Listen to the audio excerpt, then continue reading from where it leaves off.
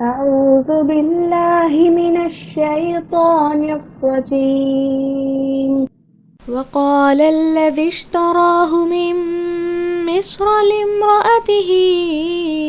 أكرمي مثواه عسى أن ينفعنا أو نتخذه ولدا وكذلك مكنا ليوسف في الأرض ولنعلمه من تأويل الأحاديث والله غالب على أمره ولكن أكثر الناس لا يعلمون ولما بلغ أشده آتيناه حكما وعلما وكذلك نجزي المحسنين